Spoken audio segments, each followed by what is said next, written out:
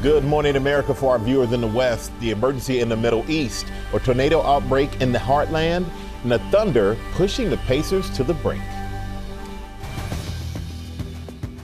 Crisis in the Middle East as Israel and Iran trade attacks. Overnight, President Trump racing back to the White House early, leaving the G7 summit to address the escalating conflict. Israel targeting Iranian state TV live on the air, sending an anchor running for cover. This morning, Ian Pannell is live from the Middle East, and Mary Bruce is live at the White House. Tornado outbreak in the heartland. A large tornado in front of us. 17 reported tornadoes across 3 states, one lasting nearly 45 minutes on the ground. Plus, the deadly flash flooding in West Virginia. Now the hard-hit state on high alert again. Holy. We are there on the scene as Ginger tracks the severe weather threat on the move. Breaking overnight, Russia unleashes a new air attack on Kyiv, the deadliest in nearly a year.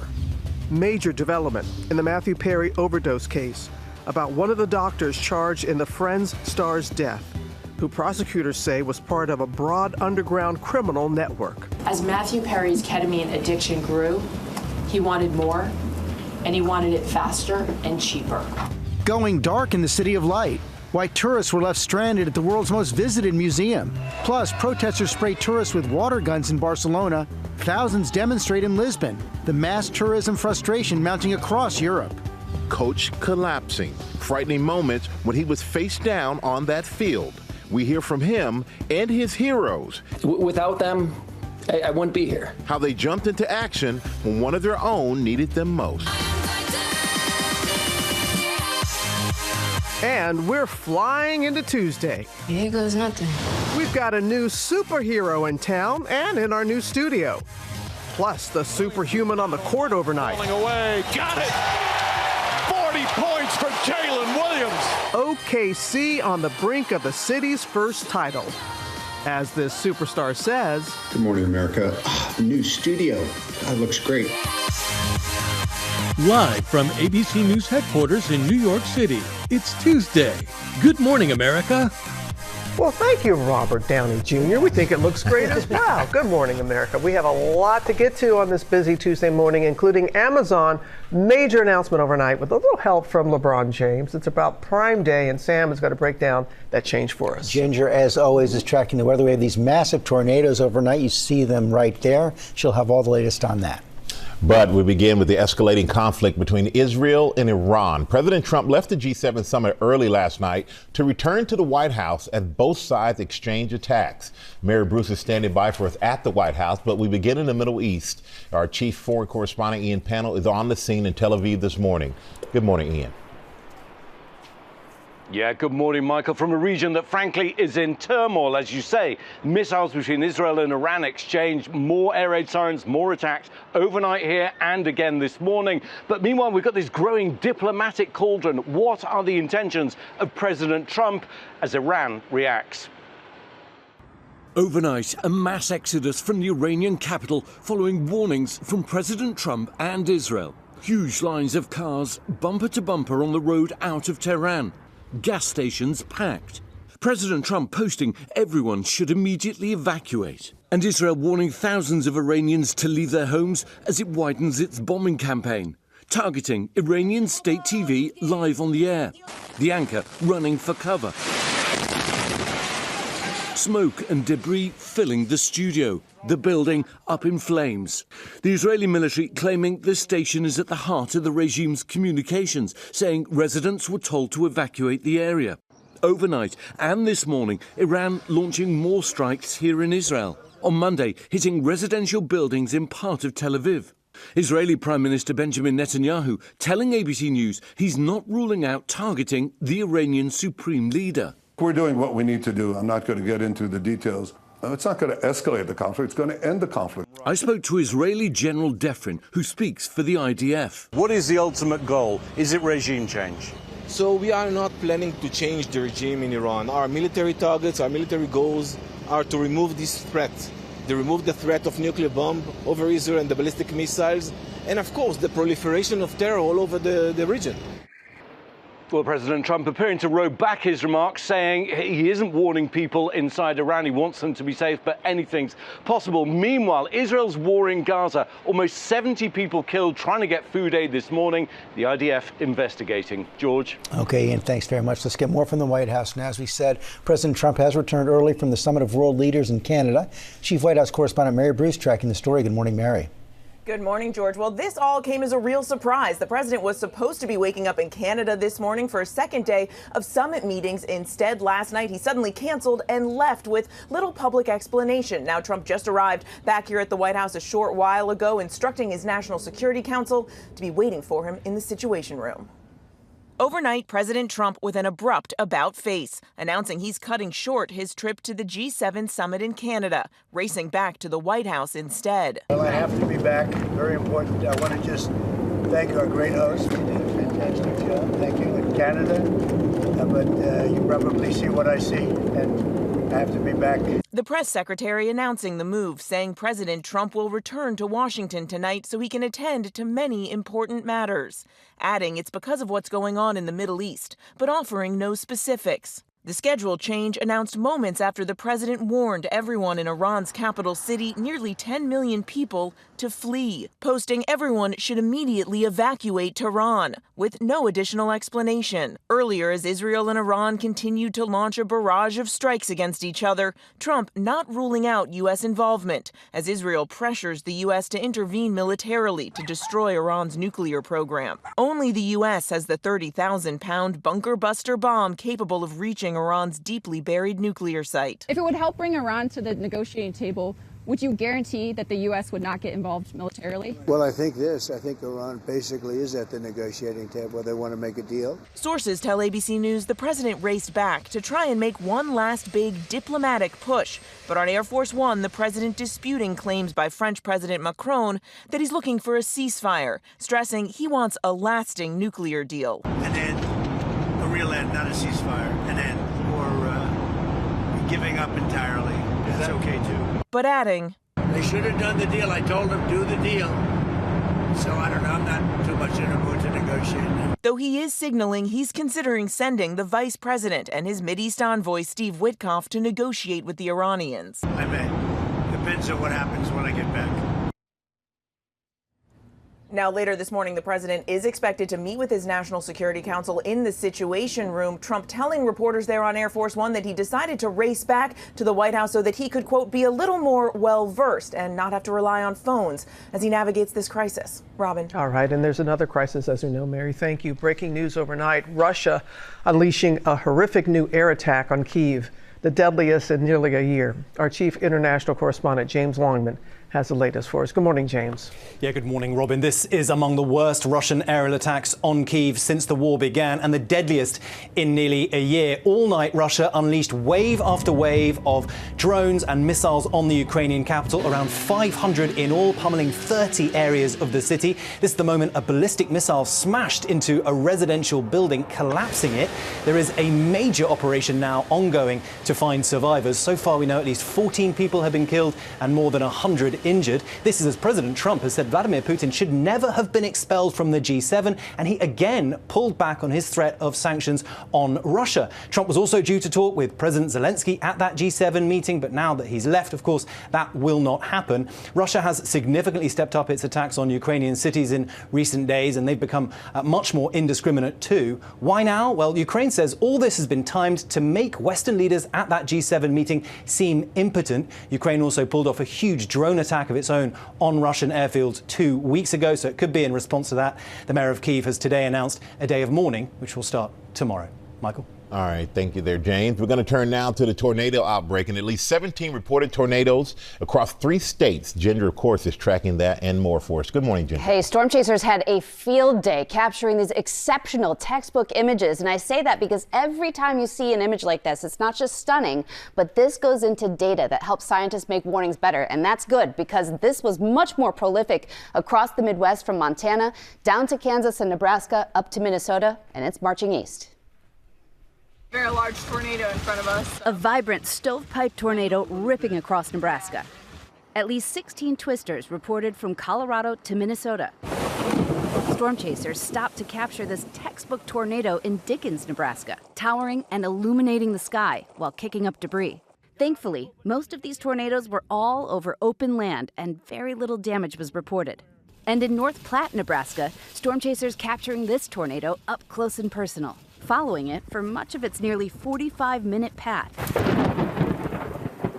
documenting its evolution through many shapes and sizes. Some power lines snapped, but thankfully, no homes touched. Most of the tornadoes in Minnesota. This was about 80 miles southwest of Minneapolis, one of at least 14 tornadoes in that state alone.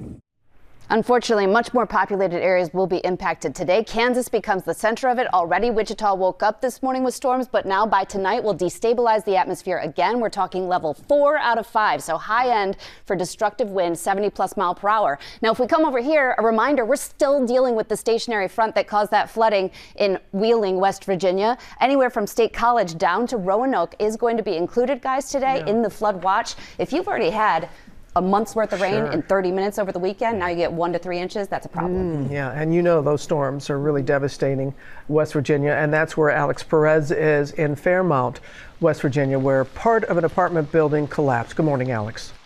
Hey, good morning, Robin. It has been a tough few days here in West Virginia. I want you to take a look behind me here. This is what's left of this apartment building after flash floods rushed through the area, completely blowing off the wall of this building here. Look closely. This is what's left of some people's homes. Now, in some spots, they got as much as 4 inches of rain in just half an hour. Across the state, 6 people were killed, but thankfully, everyone was able to get out of this building safely, but people here remain on high alert. As you can see, it's raining right now, and there's more rain expected this week. George? No relief yet. Okay, Alex, thanks very much. We're going to turn now to the Trump family's new business ventures, including a Trump-branded smartphone and a cryptocurrency operation that raise new ethical and constitutional questions. Jay O'Brien is in Washington with the story. Good morning, Jay. Yeah, George, good morning. Trump Mobile is just the latest in a series of business ventures raising eyebrows, from real estate to crypto. This morning, the pitch of a promised gold-plated smartphone at the center of the latest Trump family business venture, Trump Mobile, raising eyebrows and ethics questions over potential profiting off the presidency. We're here to introduce Trump Mobile. The new mobile phone service launched by the president's adult sons and already accepting pre-orders. The first model, the T1 phone, selling for $499, with shipments promised as early as August. In an unprecedented move, Eric Trump claiming the phones will be produced in the U.S. We're doing it right here in the United States. You're not calling up call centers in Bangladesh. You're not, you're doing it right out of St. Louis, Missouri. But some industry experts warning mass producing of a smartphone in the U.S. is currently nearly impossible and would take at least 5 to 10 years to catch up to China, where most of the world's smartphones are currently made. Could the Trump organization produce phones, a few thousand, and probably lose money? Yeah.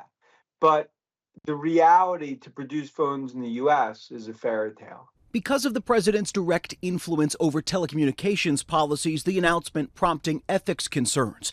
Just the latest in a string of other ventures, including a flurry of recent Trump organization real estate deals in the Middle East and an expanding Trump family cryptocurrency empire. According to recently released disclosure forms, the president made $57 million last year from a crypto firm co-founded by his adult sons. And the Trump family recently promoting another crypto business, a new company called American Bitcoin, focused on Bitcoin mining, as the president rolls back enforcement against crypto companies and boosts legislation to help the industry, something Democrats have long criticized. Donald Trump is using the presidency of the United States to make himself richer through crypto. Now, the Trump family insists there are no conflicts of interest, and the White House says President Trump's assets are in a trust managed by his children. Meantime, the Senate expects to vote today on a crypto bill that could directly benefit a company with ties to President Trump and his family.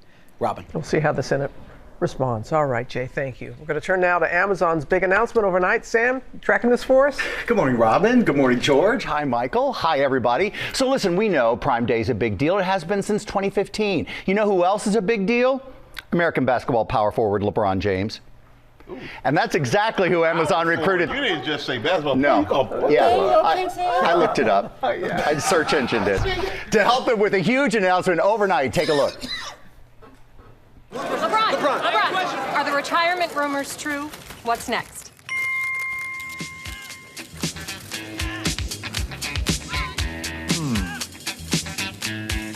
What's the move? Glass, plate, bucket, bank.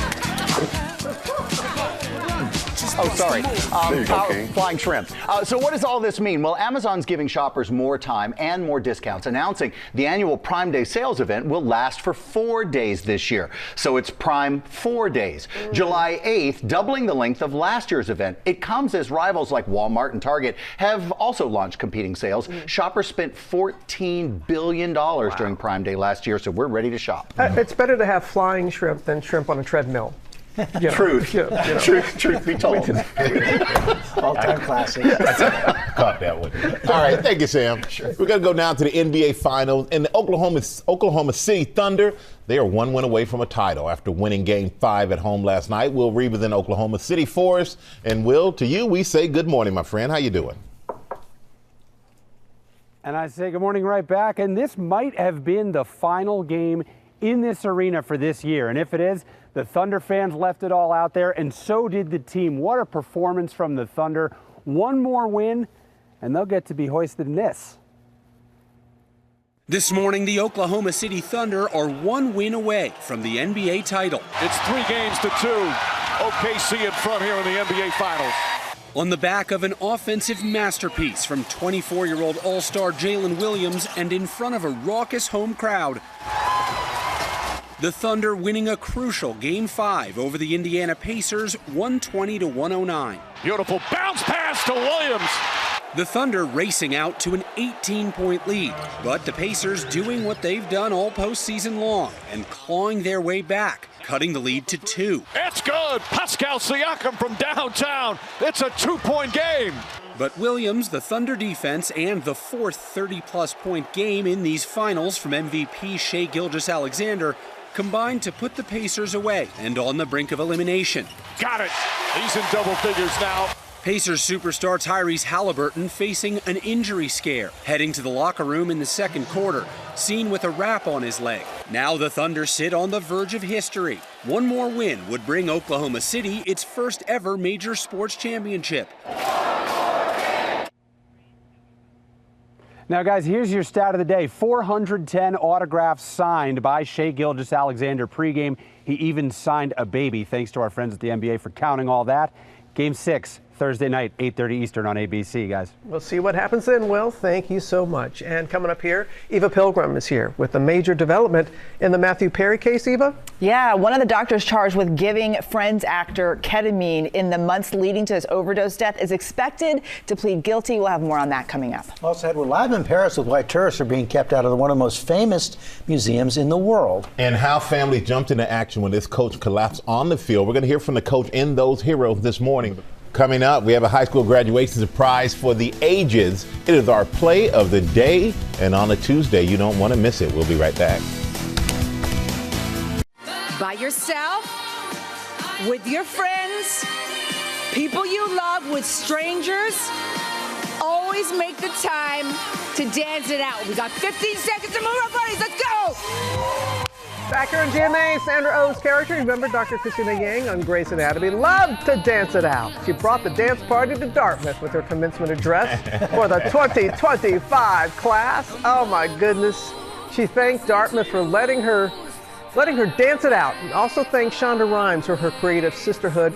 And she also had some really sound advice for graduates about embracing discomfort, that it can be your greatest learning opportunity. You can't help it, it's coming anyway. I know. Yeah, exactly. Better embrace it. What can you do? That was wonderful what she had to say. Right. Right now, new at 7:30. Southwest is apparently adding powerful new runway safety technology to its planes. The company Honeywell says Southwest is activating this new tech on all of its Boeing 737s. It tells pilots when they're going too fast, flying too high, or even going toward the wrong runway. Southwest says this will provide pilots with enhanced situational awareness. Also, all 50 states, as well as Washington, D.C. and U.S. territories, have agreed to a $7.4 billion settlement with Purdue Pharma and the Sackler family for their role in the opioid crisis. Settlement resolves lawsuits that accuse the company of fueling an epidemic of opioid addiction and overdoses with its aggressive marketing of the prescription painkiller OxyContin. Also, the Trump administration has been ordered to restore hundreds of research grants related to diversity. A judge says the National Institutes of Health used an arbitrary process to illegally cancel the grants. He blasted the government, saying racial discrimination and discrimination against the LGBTQ community was behind its actions. Administration officials argued the research placed ideology over science. And history was made at the Men's College World Series. That guy there, Gage Wood, registering the first no-hitter in the Men's College World Series since 1960, and just the third in history. Well, up next, Arkansas will play LSU tonight in another elimination game. And asked what he did with the game ball, I love his reply. He said, I gave it to my dad and said, happy late Father's Day as a heck of a gift. I loved also how he was pointing to the name on the front, Arkansas, not the name on the back. Yeah. That's what college students often do. That's the back right there. Put it on my back. Arkansas. That's it. Great job. Thank you, Michael. Now, the major development in the Matthew Perry overdose case. Federal prosecutors say one of the doctors charged with helping supply the Friends star with drugs has agreed to plead guilty. Eva Pilgrim is here with that story for us. Good morning, Eva. Good morning, Robin. Dr. Placencia admitted he gave Matthew Perry ketamine at his home and even in a parking lot near an aquarium. Now he's taking a deal with prosecutors promising to recommend a reduced sentence. This morning, one of the two doctors charged with providing ketamine to Friends star Matthew Perry before his overdose death expected to take a plea deal. Dr. Salvador Placencia agreeing to plead guilty to 4 counts of distributing ketamine. He was facing 9 total charges previously. Prosecutors say Placencia was part of a broad underground criminal network supplying drugs to the beloved actor. These defendants took advantage of Mr. Perry's addiction issues to enrich themselves. Perry was found unresponsive in the jacuzzi at his LA home in October 2023, an autopsy revealing he died from the acute effects of ketamine. Prosecutors say Perry first used ketamine to treat depression, but eventually became addicted to the medication. As Matthew Perry's ketamine addiction grew, he wanted more, and he wanted it faster and cheaper. Authorities say Perry turned to Dr. Mark Chavez, who already pleaded guilty to writing fraudulent prescriptions, and Dr. Placencia. In the plea deal, Placencia admits Perry paid him more than $26,000 for 20 vials of ketamine, ketamine lozenges, and syringes between September 30th and October 12th, 2023. He wrote in a text message in September 2023, quote, I wonder how much this moron will pay. Placencia admitting that once after he gave Perry ketamine, the actor's blood pressure spiked, causing him to freeze up. Even after that, he left more ketamine at the home for Perry. Authorities say Dr. Placencia did not supply the fatal dose. He's now the 4th of 5 defendants charged in connection to the death of Matthew Perry to take a plea. It makes a lot of sense because the other defendants who already have taken pleas last year would have testified against him if he chose to go to trial. Our Diane Sawyer sitting down with Perry in 2022 to talk about his candid memoir. Perry opening up about his years-long battle with addiction. You say, addiction, the big terrible thing, is far too powerful for anyone to defeat alone. But together, one day at a time, we can beat it down. Yeah. Your disease is just outside, just doing one-arm push-ups, just waiting for you, waiting to get you alone. Now, just about everyone arrested in this case has taken a deal. The only trial set to move forward, Jasveen Sangha, who the feds have dubbed the ketamine queen. She has pleaded not guilty. That trial is scheduled for August. Eva, thanks very much. We're going to turn now to the unexpected shutdown at the most visited museum in the world. Staff at the Louvre in Paris are protesting overcrowding and understaffing, forcing to remain closed for several hours on Monday.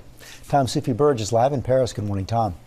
Good morning, George. Yeah, it really is the perfect time to visit Paris. You can feel the summer vibe now. But although it looks stunning behind me, all is not well inside that building, the world's most visited museum, the Louvre, as tourist numbers continue to soar. You can see the buses right across Europe.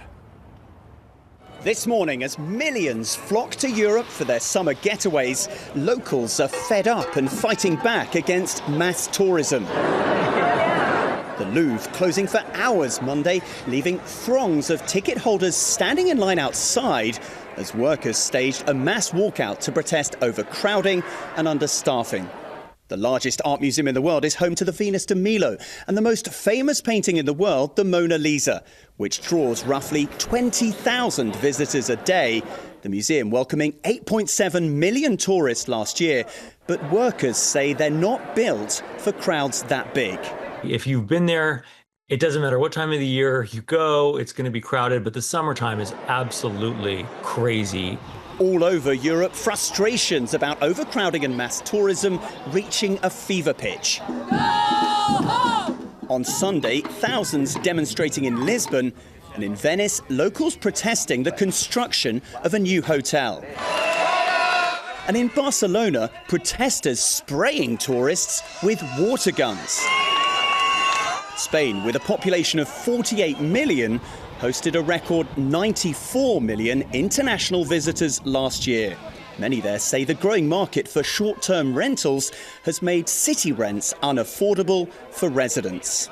More and more housing stock in communities around the world is being given over to short-term renters who are coming in. It not only increases the tourism problem, so there's more people in these cities, but there's also less housing stock now for locals. Well, guys, Airbnb says over-tourism is overwhelmingly driven by hotels, which make up about 80% of guest nights in Europe. France is planning to build a new entrance to the Louvre and a new system for viewing the Mona Lisa. And of course, tourism is a massive economic driver here. So like the Mona Lisa herself, it's not clear whether people are smiling or not about so much tourism. Guys? I didn't know if we should laugh or not at that, Tom, but very well done. You agreed. All right, thank you for that. Now on GMA, with the soccer coach captured on security footage collapsing face down on the turf during a game. Well, Sam is back with the story. And Sam, this morning we're hearing from the coach in the community that really rushed into his aid. Yeah, and as you said, it's a scary story, but it really does have a pretty good ending, yes. So hang with us. Here we go. From our affiliate in Buffalo, WKVW. It's a quick-thinking community when one of their very own collapses and hits the ground.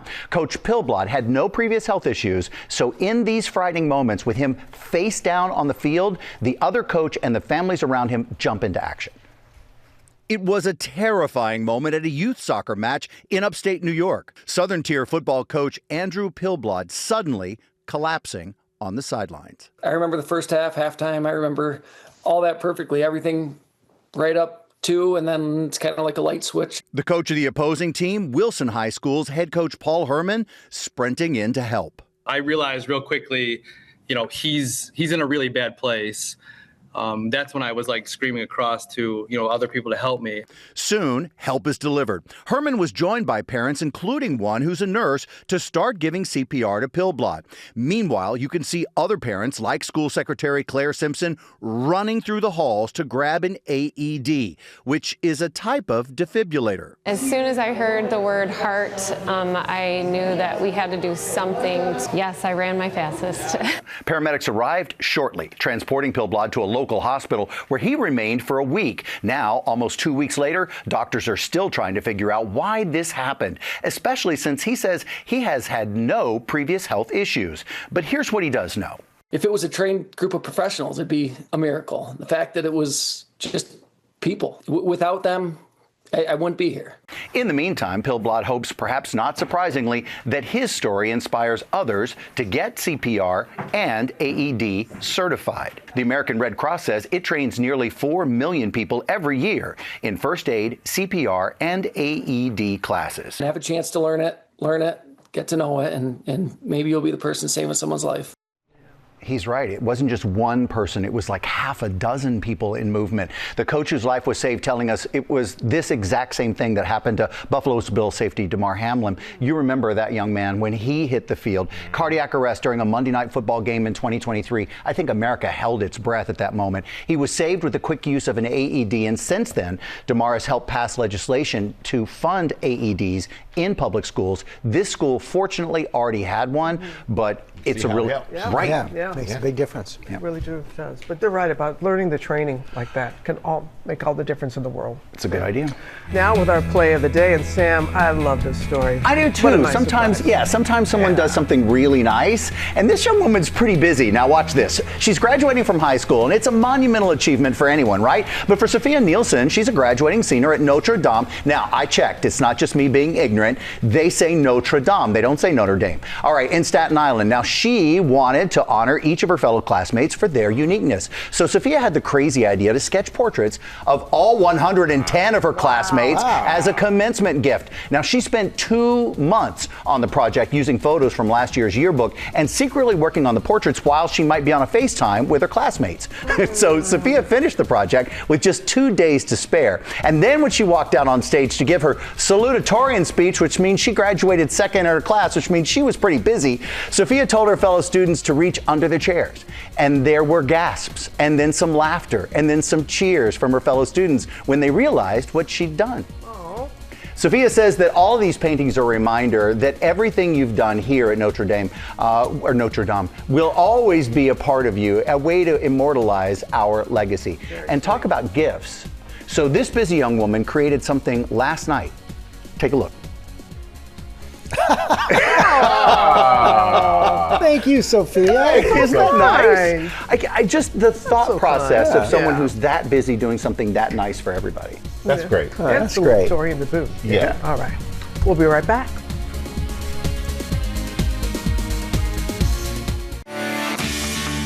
Good morning, America. It's 8 a.m. Crisis in the Middle East as Israel and Iran trade attacks. Israel targeting Iranian state TV live on the air, sending the anchor running for cover. Juror drama as the Sean Diddy Combs trial after one member of the jury was dismissed, why the judge is considering removing another. ABC News exclusive. Eric Dane on his fight against ALS. The Euphoria and Grey's Anatomy star one-on-one with Diane Sawyer. I'm fighting as much as I can. There's so much about it that's out of my control. And meet the doctor who is sounding the alarm. Here goes nothing. And get ready. The stars of Marvel's Ironheart are here. You want me to be small, but I refuse. Dominique Thorne and Anthony Ramos are live. Plus, why Iron Man himself, Robert Downey Jr., is saying, "Good morning, America. New studio. That looks great." Live from ABC News headquarters in New York City, it's Tuesday. Good morning, America.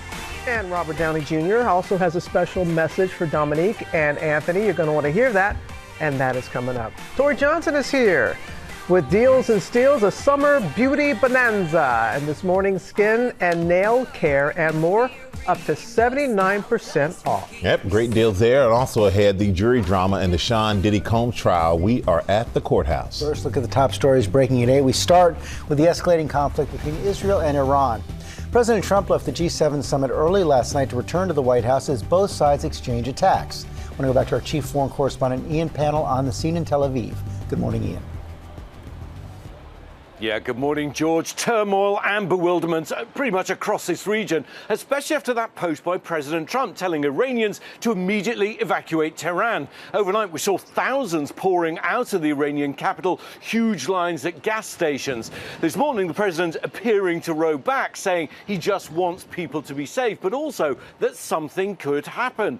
Israel, of course, expanding its war, hitting Iranian state TV while it was on air, the anchor having to run for her life as smoke and debris fell around. Overnight and this morning, though, Iran launching more strikes here in Israel, with Israeli Prime Minister telling ABC News he's not ruling out targeting Iran's supreme leader. His defense minister going even further, saying Ayatollah Khamenei that his fate could be similar to that of Saddam Hussein's. Meanwhile, we're seeing these appalling scenes out of Gaza once again as people try and get food aid. Around 59 people reportedly killed, according to the Hamas-run health ministry. The IDF saying that it regrets threats, any harm to people, and that it's investigating. Michael. All right, Ian, thank you so much for that. We're going to turn now to new details on the assassination of a Minnesota state representative and her husband and the shooting of another state lawmaker and his wife. The suspect is in custody and faces murder charges, and now authorities say he went to the homes of 2 other state officials that day. Faith Abube is at the courthouse for us in Minneapolis. Good morning, Faith. Yeah, good morning to you, Michael. Authorities say that suspect was intent on killing public officials, allegedly spending months researching lawmakers and their family members before setting off on that killing spree. This morning, the Minnesota suspect charged with shooting 2 state lawmakers and their spouses transferred into federal custody. Investigators calling him a cold-blooded killer. It is no exaggeration to say that his crimes are the stuff of nightmares. Prosecutors say 57-year-old Vance Bolter was on a murderous rampage with 45 lawmakers, mostly or all Democrats, on his alleged target list. Early Saturday morning, allegedly stopping at the homes of 4 of them. The suspect seen on this surveillance image around 2 a.m., disguised as a police officer and heavily armed, wearing a latex mask and banging on State Senator John Hoffman's front door, shouting, "This is police, open the door." When Senator Hoffman attempted to push Belter out and stop him from entering his home, Belter shot him repeatedly. Prosecutors say the suspect then stopped at 2 other lawmakers' homes. His 4th stop, the home of State Representative Melissa Hortman. He's charged with shooting and killing her and her husband. Authorities say they found this cache of weapons in Bolter's fake cop car. And Robin, sometime after that shooting, court documents allege that the suspect texted his wife and kids, "Dad went to war last night," and suggesting they should leave their home. Robin. Incredibly sad. All right, Faith, our thanks to you for your reporting. Now to the Sean Diddy Combs trial and drama with the jury, as one juror has been dismissed and the judge is considering whether to remove another one. Chief Investigative Correspondent Aaron Katersky is at the courthouse for us. Good morning, Aaron. And good morning to you, Robin. Today, a former Sean Combs associate, Brendan Paul, is going to testify. Expect him to be asked whether he procured drugs for Sean Combs. But you're right, the jury hearing this evidence, and from here on in, is looking a little bit different, and it could change even more this morning. The jury now includes one of the alternates after the judge stuck by a decision to remove Juror 6, a man who provided inconsistent answers when asked whether he lives in the Bronx or in New Jersey. The judge said it raised serious concerns about the man's candor and whether he may have shaded answers to get himself onto the jury. The defense said removing the man, who is black, makes the panel less diverse. The replacement is a 57-year-old architect who lives in the suburbs. And the judge is deciding what to do about a different juror who prosecutors said discussed his jury service with someone he used to work with. The judge briefly closed the courtroom last week to discuss this, and we're waiting to find out whether that juror must also be dismissed. Guys? Aaron Katersky, thanks. Coming up on our GMA morning menu, Diane Sawyer exclusive interview with Grey's Anatomy star Eric Dane on what's giving him hope in his fight against ALS. Also ahead, Kate Spade's life and legacy through the eyes of her best friend and business partner, Elise Aarons, how she wants people to remember the fashion icon. And we are introducing you to the wonderful Gunkles, who give unconditional love to the little ones in their lives. We celebrate them as we mark Pride Month. Now to Sam, who's with some special guests. On day 2, look at who we managed to pull out of here. Ironheart, ladies and gentlemen. It's a new must-see show from Marvel Universe. Dominique Thorne, Anthony Ramos are here. Do you guys have anything you want to say even before we get the interview ready? Good morning, America. That always works. That always works. Plus, a brand new announcement about 5 new inductees into the Mascot Hall of Fame. Hey, did jurors make the list? There's only one way to find out. Stay right here. We'll be right back.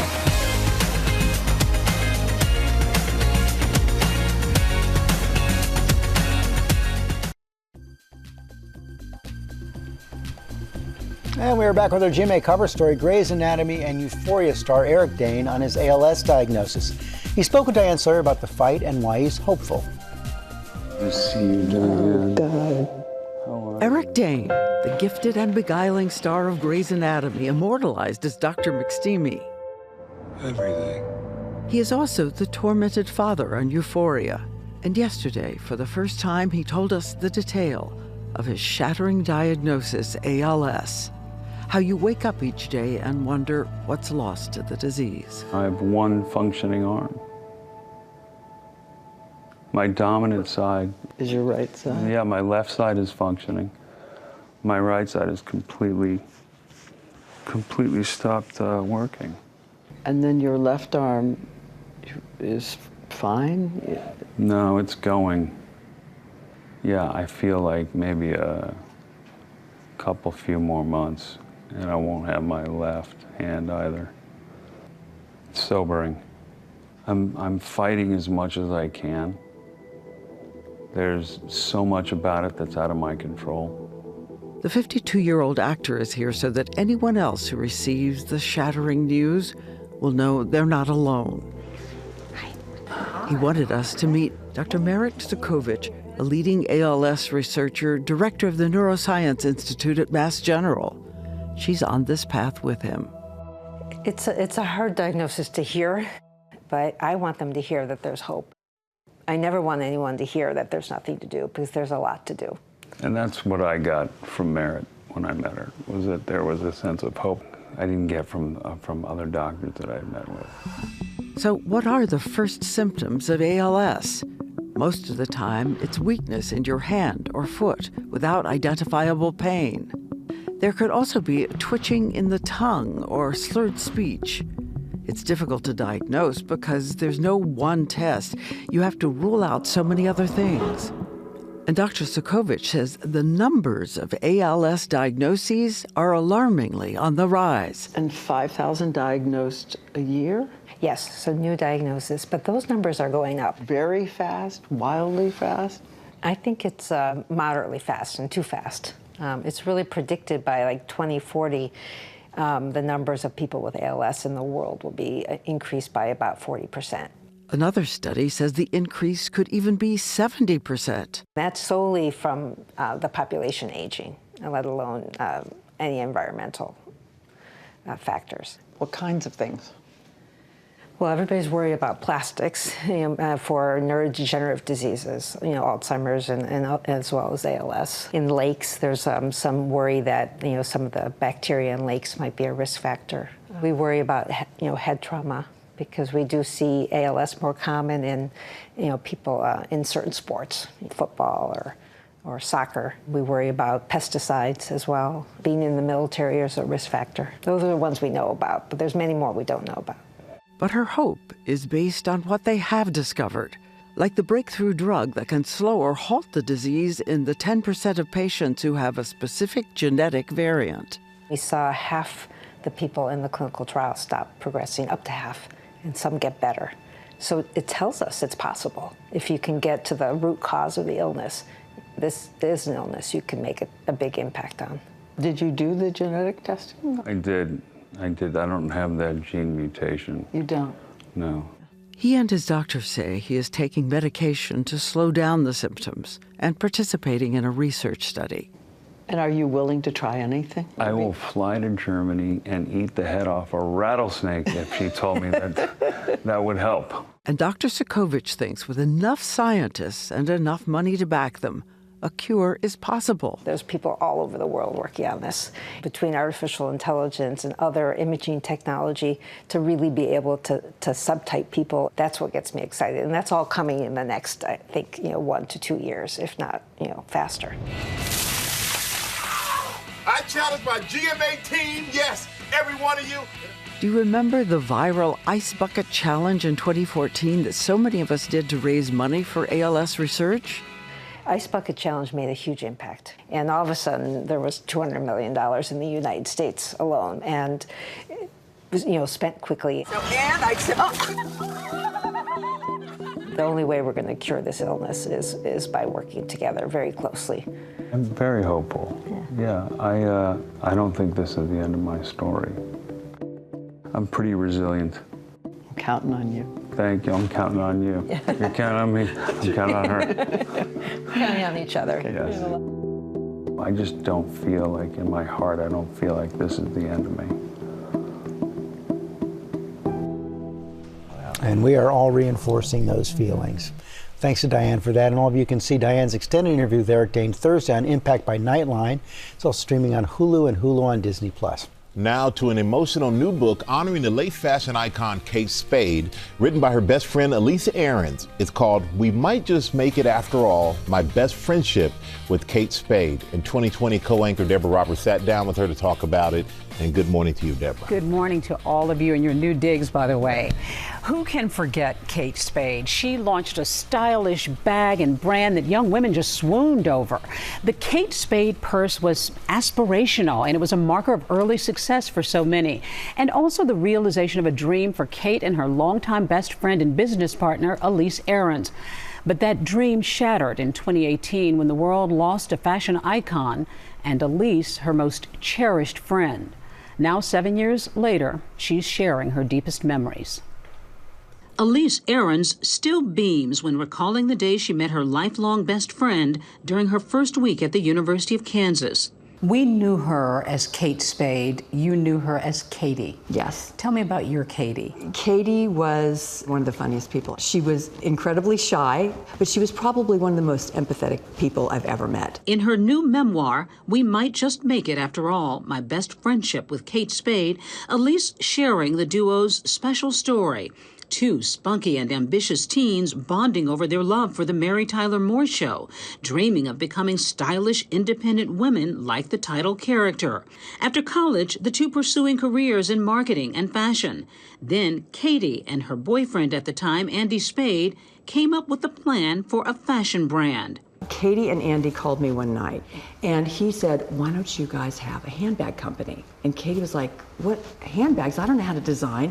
And he said, yes, but you know what's missing and you know what you love. What were you two trying to achieve? Well, it was really Katie's idea, and she noticed what was missing in the American handbag market. And it was really simple, chic, beautiful designs, but also at a price point that women could afford. Their magical friendship blossoming along with the business. Kate Spade became a household name. She and Andy marry and become godparents to Elise's first daughter, named Katie. They sold the company in 2006, and in 2016, the two friends became business partners again, co-founding the fashion brand Frances Valentine. Then, in 2018, an unspeakable tragedy. At age 55, Kate was dead, taking her own life. So take me back to June 5th, 2018. You said you were just as stunned as everybody else to lose her. I was. It's just, I think anyone who's gone through that with a family member, a loved one,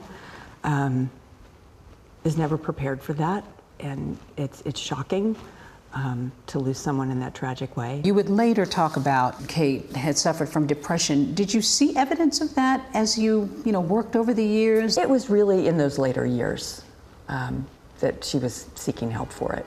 How do you begin to even process and move beyond that? I don't know that I fully have yet. I think just working on the book has really been cathartic in a way. You include a very personal letter. You say that Kate says, you were the first person in my life to really show me how it feels to be truly loved. I can't read that letter without crying every time. How much do you think about her still today? Every day. Every day. And what do you want her legacy to be? What do you see as her legacy? Just one of the most creative, wonderful people who was the best friend anyone could ever have. Elise always thinking about her friend who meant so much to her, even now including two of Kate's favorite vintage looks from their early thrifting days in the Frances Valentine collection. Her new memoir, We Might Just Make It After All, is available right now. They definitely had a special relationship. Yeah, and they love the Mary Tyler Moore Show, which is what that is all about. So fun talking with her about a life that was happy. Oh, thank you for bringing that to us, Deb. We appreciate that. Now we're going to go to you, Robin. I got that, Deb. We're gonna make it after all. Yeah. Time now for Deals and Steals. And Tori Johnson is here with products to keep you glowing this summer, and they're all from small businesses. We love this. So let's take a stroll down here. All from small businesses in our new digs. I'm excited for our first deals and steals here, starting with Lion Pose. Mindy Kaling. Yes, this is backed by Mindy Kaling. Mindy knows the good stuff. Yes, she does. All formulated by Harvard-trained dermatologists, and it's a small line with really great products. One of their best sellers, this one right here, the orange, this is called their Unspotted 4X in the little orange tube right here. And 4X stands for the 4 powerful acids that help to visibly reduce both dark spots and acne scars. This is a personal favorite of mine. Sold out the last time that I featured it was this little purple bottle called Pep Talk. And this is really all about helping the skin repair itself. So skin barrier, soothing redness, adding hydration. You can't go wrong with anything from this line, especially today because it's all 50% off. 50% off. You This got it. is extremely popular right here. So popular. Lumi. Lumi making its GMA Deals debut. So you know those commercials that they've got their odor preventing solutions from the pits to the privates. Anywhere that you don't want odor, they've got a solution for you. Their best sellers are their solid deodorant and their spray, clinically proven for 72 hours of odor control, created by an OBGYN with skin sensitive ingredients that are both effective yet also gentle for any of those sensitive areas. Everything from Lumi Today slashed in half. Plus free shipping. Oh, wow. Yes. How about a manicure? How about a manicure? Okay, Radiant. This is really fun. This is the most popular cuticle pen sold on TikTok Shop. More than 250,000 sold. So it's an instant way to revitalize your nails to look like fabulous. But then if you use it daily, it's also really great to strengthen kind of healthy nails and cuticles. Easy to keep by your bed, in your bag, in your desk. So Easy to apply. Easy to apply. Plus easy on the wallet. They're $7.50 today. I love this. It's really good. It's really good. Then Epsomint. I love this. So this is all about more concentration than your typical Epsom salt bath. So it's all about their patented formula that is about 30 times more concentrated than a standard bath, and you don't have to take a bath to benefit because we've got both the roll-ons and the creams, and they're all very specific for nerve soothing, muscle soothing, foot pain even, and they're formulated not just with the Epsom salts but also with arnica, capsaicin, urea, depending on which formula you choose. And if you need the bath, we've got their what they call their serious bath bombs as well. All of this slashed in half starts at $7. They have you covered here. They do have you covered. That's a really popular one. Butter London has us covered too with good for you ingredients. We've got all of both their nail products as well as lipsticks, eyeshadows. I mean, everyone's oohing and eyeing what they're adding to cart. All slashed up to 79% off today. Butter London starts at $4.50. And then NORS, this stands for Know Your Skin. All of these products are formulated without endocrine disrupting chemicals. Super important. Their best sellers, this 2-in-1 cleanser goes from an oil to a foam. I love that. All of this slash in half starts at $7.50. From an oil to a foam. Gotta love that. And thank you, Tori, for partnering with these companies on these deals. And you can go to our website at goodmorningamerica.com. And Tori going to be back tomorrow with more Beauty Bonanza. Consider this a signing bonus. And if you agree to do the next 3 jobs with us, we'll have way more than this. I assume these jobs aren't exactly legal. And not exactly. Look, I don't want to hurt anyone. It's not like that. Okay, so what do you do? Theft, extortion, breaking and entering. Why? Why do you make iron suits? I'm sure you have a good reason why you do what you do. And I have reasons of my own. Ooh, not exactly legal. That was an exclusive clip from Marvel's newest series, Ironheart. Stars of the show, Dominique Thorne, Anthony Ramos, here to tell us all about it. Welcome. Welcome to our new studio. So I've heard this described as Iron Man meets Wakanda. What can we expect? How would you describe it? Oh man, I think we can look at the events in Wakanda Forever and understand that Riri has a lot of thinking to do, a lot of reflection after the mess that she made. She caused a lot of havoc between worlds, all because she didn't really know or understand that other people would be concerned with what she's tinkering with. So now that she understands that her passion projects can have an impact on the world, she's kind of going back home to figure out what that means for who she'll be. And tinkering with some magic as well? Maybe, potentially. Possibly. Can't give it all away, George. Can't give it all away. And Anthony, might as well go to commercial. Good morning, America. Hey, I'm just doing my job. I'm trying to get it out. So Anthony, you play Parker Robbins, and you go by The Hood. The Hood. And Marvel president Kevin Feige, he described your character as someone who deals in the dark arts, magic, and technology. Yeah. So I'm not going to get as deep as George, but what can you tell us about Parker? I think Kevin told you. I was man gave you the paragraph. Dark arts, magic, coach. You're not giving charisma. any more than they want you to get. No, yeah. I mean, he's a complex guy, and I love that. We saw that scene. We get to really see that right off the bat. Him and Riri, they meet, they connect. There's similarities. They're very similar, but they're very different. And I think Parker's. Obviously the show's set in Chicago, and there's a big influence. Chicago is a huge character in the show, and Parker is from Chicago, so that's a big part of his identity and his life, humble part. And it was fun getting to shape this guy. Everything in the comics, the magic bullets, the levitating, they're going invisible, and all the stuff that the Marvel fans know about this guy. We have those things, but then we've incorporated a little bit more. But because of my NDA. You know what I mean? Right? That's about it. We'll leave that there. But do you mind if we interrupt the interview for just a moment? Because I think we have a very special message. I think you're going to recognize who this is. Good morning, America. The new studio. God, looks great. Miss Thorne, I couldn't be happier than to be seeing you bring Riri Williams to life. But the hood has me nervous. Is the hood green?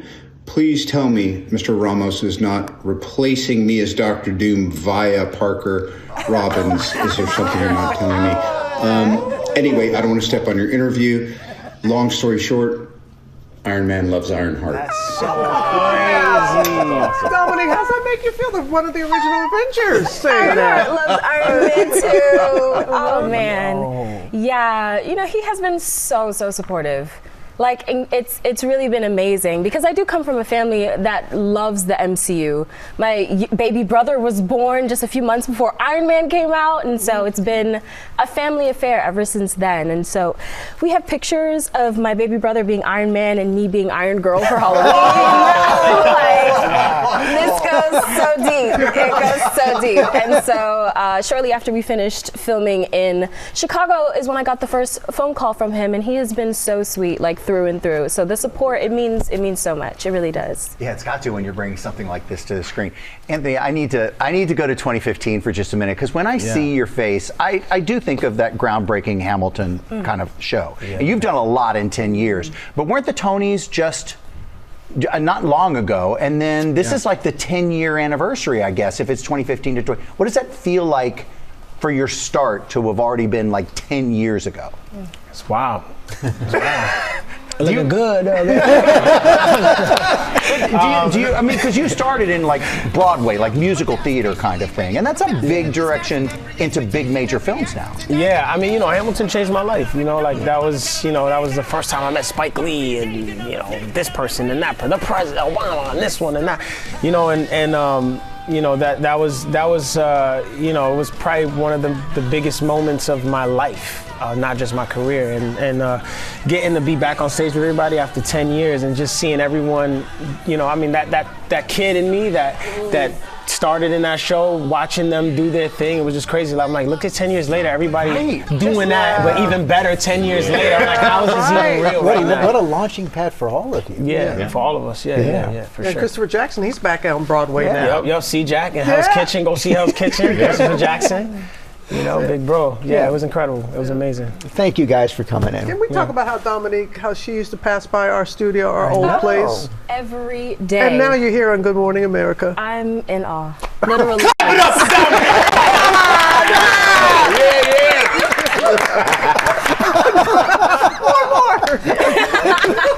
Thank you guys. Something. Ironheart begins streaming 1 week from today, Tuesday, June 24th on Disney+.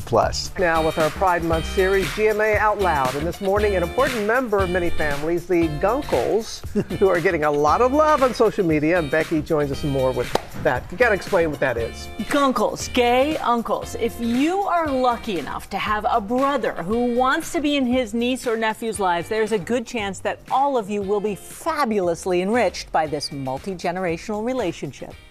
No hugs for your gunkle? The Gunkle. How strong you are, God. Short for gay uncle, the distinguished title is popular across social media. And for many gay men who've decided to not have children or don't have children quite yet, being a gunkle is something many take pride in. Being a gunkle means being a protector, being a guide, guiding my nieces and nephews to being better human beings. To me, being a gunkle is allowing your nieces and nephews to truly showcase who they want to be each and every day in life. For Dion Mims and Ryan Greenfield, the love for their nieces and nephews is larger than life. I don't think I've ever felt a love that I've felt now. Some of my favorite things I do with him is just sit in the car and sing songs. Getting to watch them grow up, seeing their personalities, like each one of them is so beyond different. Uncle Ryan shakes his booty when we dance party. Ryan is a gunkle to Emma, Olivia, and Michael. Uncle Ryan, is he funny? Yeah! As soon as the sun's out, we're like, boop, right in the pool. Dion is a gunkle to Soraya, Jacob Jr., Isaac, Isaiah, and Caleb. I love him so much because we walk together, he does nice things. I like to put on all my favorite movies. I like to bring out my old Goosebump books that I still have from when I was like a kid. When I come home, like the phones are down.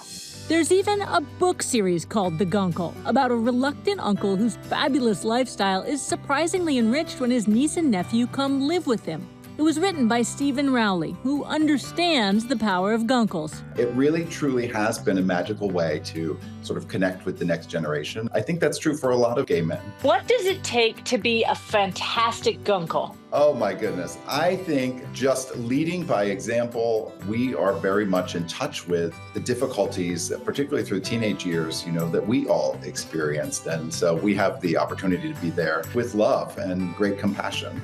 I always have said that I think my primary purpose of being on this planet is to one day be a dad. This is kind of my trial run. I'm really, really adamant on molding them into being good people. I want them to be honest. I want them to have empathy for other people and to just really stand up for what's right. We love you. I love Uncle Ryan every day. I love Uncle Ryan all my whole.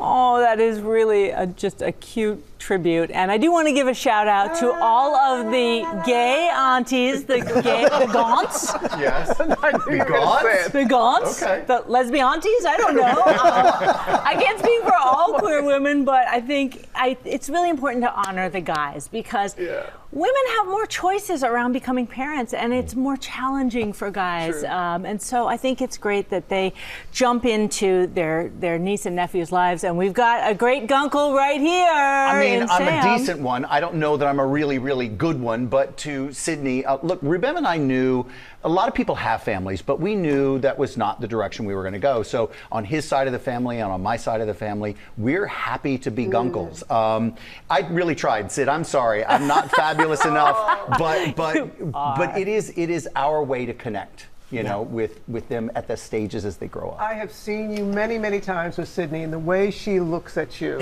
so lovingly. You've done well. Gunkle Sam. Yeah. She's a good person. Yeah. She really has. Let's go now to Ginger. Thank you so much. And now we're going to turn to something we can all do. Root for the underdogs, thanks to a National Geographic series narrated and produced by Ryan Reynolds, who sent a special message and a clip just for us. Watch this. I'm just so excited and over the moon to show you a clip from my new National Geographic wildlife series, Underdogs, which has new episodes airing Sundays. It's also streaming on Disney Plus and Hulu. And the show, it celebrates the overlooked, underappreciated, and often disgusting creatures that quietly keep the planet running while doing some pretty bizarre stuff. Now, the clip you're about to see features a dusky Langer mom making a parenting move that is unconventional, to say the least. Let's just say it involves a lot of trust. There's a few surprises, some assistance, and just a whiff of pure chaos. Yeah. So if you've ever dreamed of sneaking in, just 5 minutes of me time while someone else takes the reins, this one's for you. While most parents step in when an irresponsible horde of relatives starts manhandling their newborn, this mom is having something of an epiphany. Learning a lesson every new parent must. It's okay to take a little time for yourself. I'm talking to me right now, not you. Even when that means passing your precious little nugget off to Grandma. Hey, Grammy. Oh, it's going to be good. Underdogs is streaming now on Disney Plus and Hulu. It is time for our series, What Fills Your Cup? We're popping into local coffee shops all around the country to connect with some of you. And this morning, we're in Lexington, Kentucky. Let's take a look. Welcome to the Cup of Commonwealth. Here at a Cup of Commonwealth, Good morning, America. You are the main ingredient. Our customers are a big part of why we love coming to work every day. A place of learning and growth. Something unique about our cafe is that it's based off of the mission, embrace communities, serve others, create culture. And to pay it forward. Our Pay It Forward board is probably one of our favorite things about the shop. It's just a wall full of prepaid drinks that can be redeemed by anyone. It can be for someone specific, like a teacher or a nurse, or it can come with like a fun little challenge, like singing for a latte. So who will do a handstand for a mocha?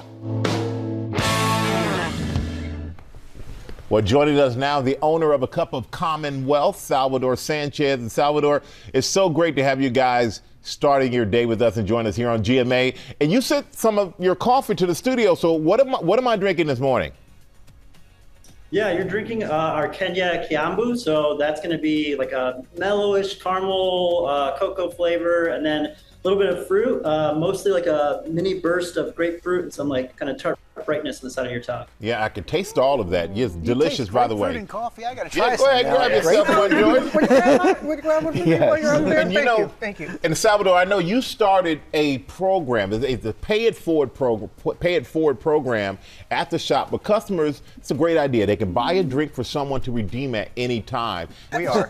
All I can say will is be great. Salvador's coffee is delicious. It is. Yeah, Make sure you go check out his shop. And tomorrow we'll be back. We're going to be visiting the Yards Coffee House in Chicago. So you go by there tomorrow, and you can join us here on GMA, and we'll get it right, okay? Work out the kinks. Salvador, we're going to enjoy this cup on you. Well, it was a great show until now, and now I'm just going to drive it right down into the ground, because this is back now with our exclusive reveal of the National Mascot Hall of Fame's 2025 honorees. Over 127,000 people voted to pick their favorite sports mascots, like, let's say, Ray. Hey, Ray, since you're here, why don't you read the rest of it?